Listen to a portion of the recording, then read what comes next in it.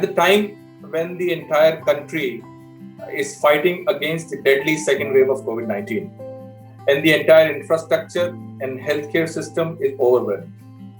This crisis is like a war-like situation, and we need that level of commitment, dedication, and determination to win this battle. Governments, healthcare services, and NGOs and corporates are doing their best to take the nation to happier times. At Jaane-Anjaane, our endeavor is to know about the unknown facts of known people. But today, keeping the basic essence as same, we will try to know what is a pandemic assistance war room and how does it work. And to tell us more about that, in this our special episode of Jaane-Anjaane with me, Rajiv Mathur, we have as our guest Major Ranjeet Sinha, who is a distinguished veteran alumnus of RIMC and NDA, having over a decade of consulting experience with a leading Indian and a global consultancy. He is currently Director Strategic Initiative at MitKat Advisory Services, and one of his earliest initiatives has been a pandemic war room, which has already elicited great response from leading global corporations. Major Ranjeet Sinha, you're most welcome in this special episode of Jaane-Anjaane. Hi, Rajiv, and thank you so much for inviting me to Jaane-Anjaane. I must confess, I was a little surprised and puzzled when you approached me for doing a Jaane-Anjaane show on our war room. Because I have seen your earlier shows and it was more about people, So thank you so much for featuring this innovative concept that you've started.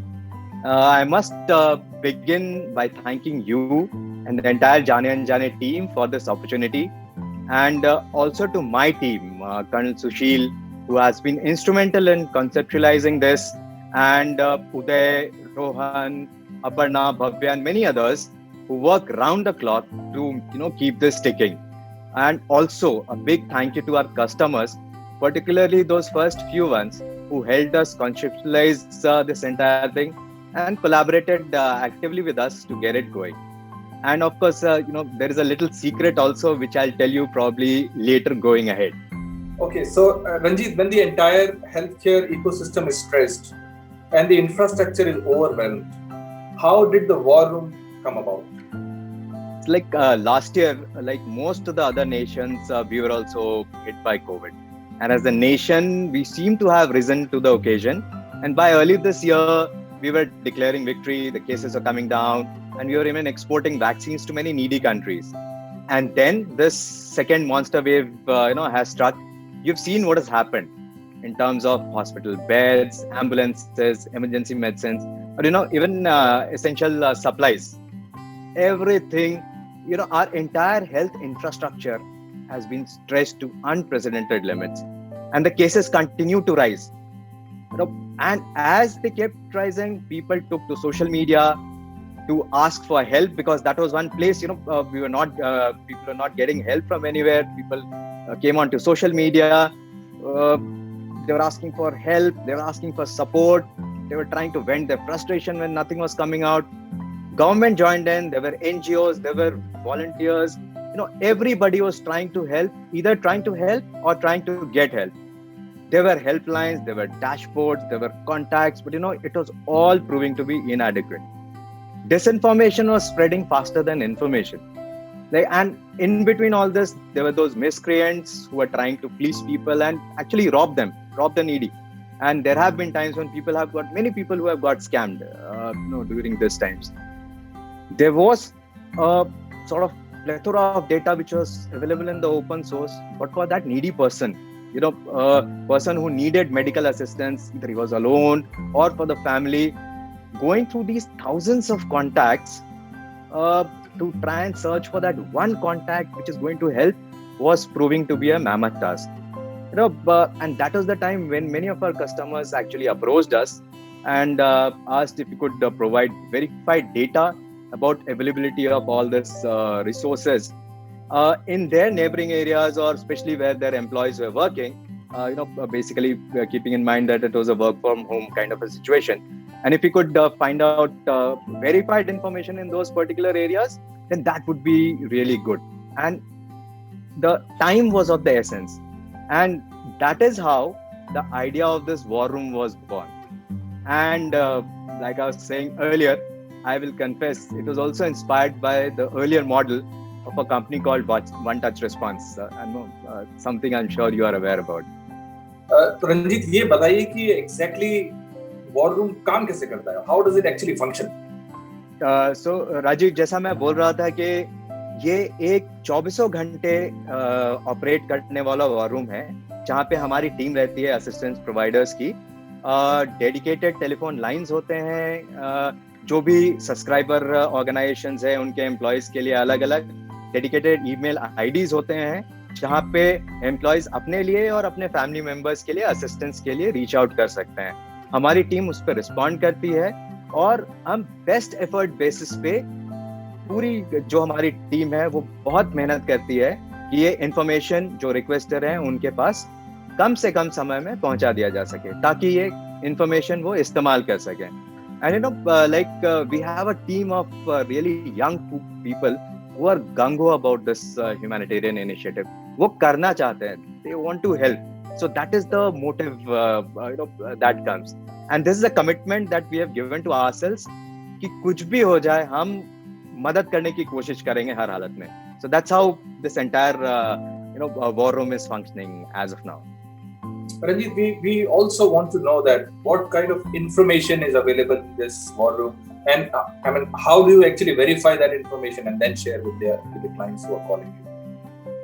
Rajiv, so like I was telling you initially, we have a database of most of the major tier 1 cities, plus काफी tier 2 और tier 3 cities के भी data हमारे पास आ गए हैं.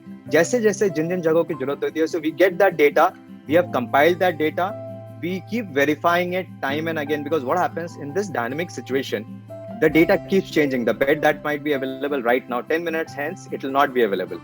The oxygen supplier, the resource might get over, or the medicine.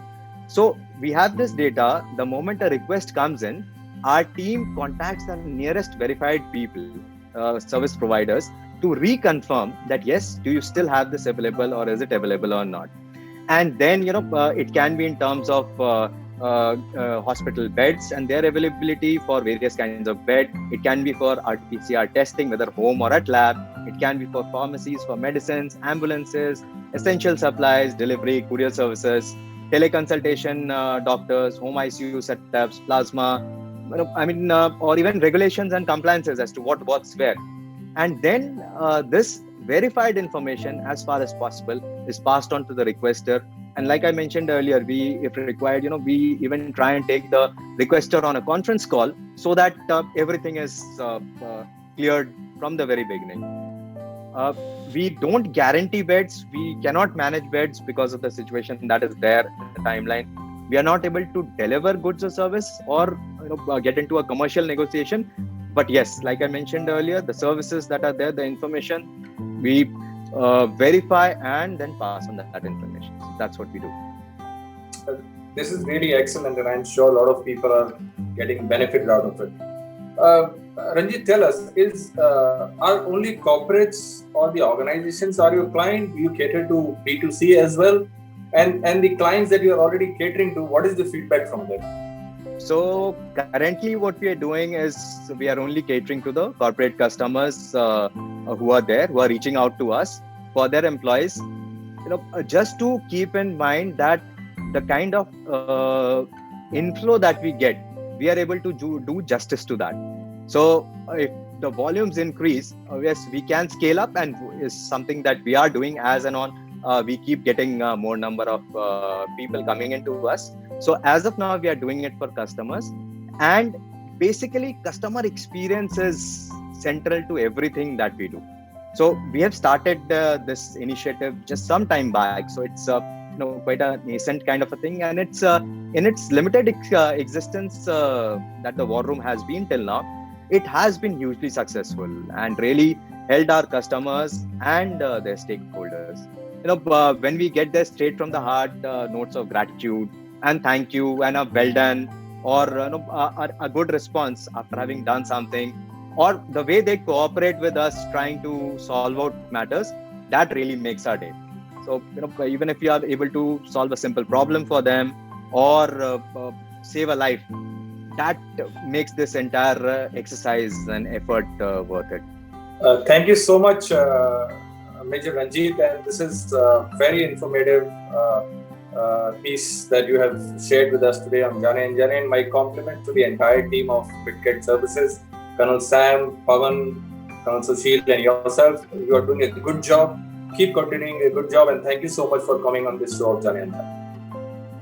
And thank you so much, Rajiv, and your team at Jaane-Anjaane. Stay safe, people. Jai Hind.